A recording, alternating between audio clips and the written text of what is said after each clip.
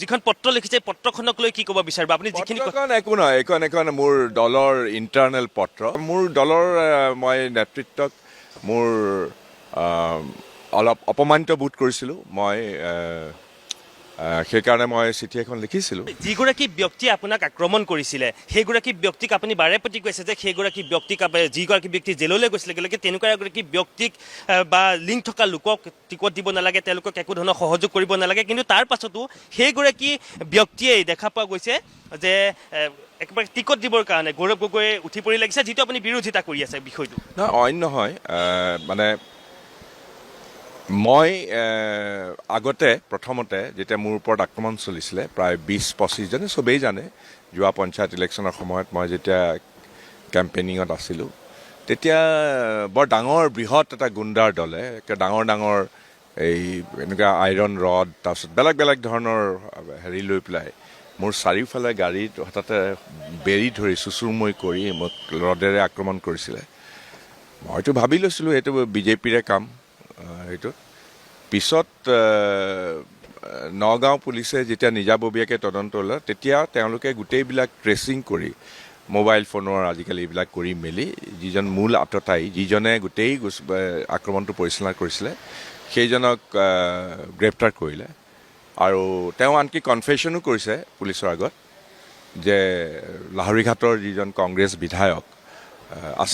আসিফ নাজাৰৰ নিৰ্দেশত মোৰ ওপৰত এই আক্ৰমণ চলিছিলে মইতো বুজিয়ে নাপালোঁ মইনো এনে কি পানী খোৱা পুখুৰীত বিহ ঢালিলোঁ আসিফ নাজাৰৰ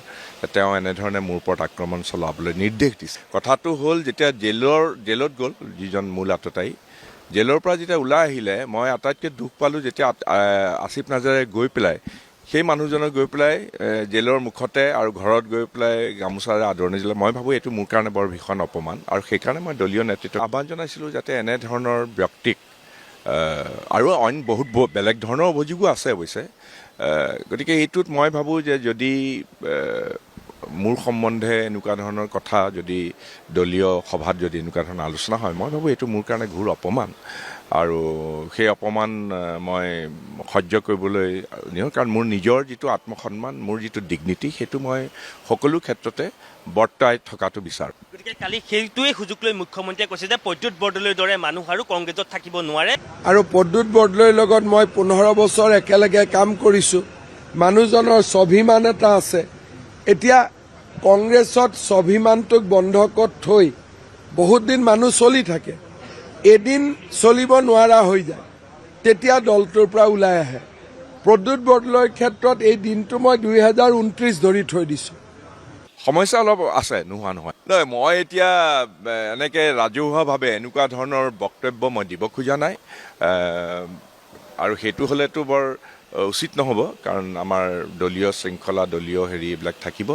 সমস্যা আছে সেইবিলাক আমি সমাধান কৰি ল'ম মুখ্যমন্ত্ৰীয়ে কৈছে বিজেপিলৈ যাবই আপুনি থাকিব নোৱাৰে গতিকে সেইটো মুখ্যমন্ত্ৰী ডাঙৰীয়াৰ বিভিন্ন ধৰণৰ কথা তেওঁ কৈ থাকে তেওঁ আজি ভালেমান বছৰৰ পৰাই এনেকুৱা ধৰণৰ কথা কৈ আছে কিন্তু মই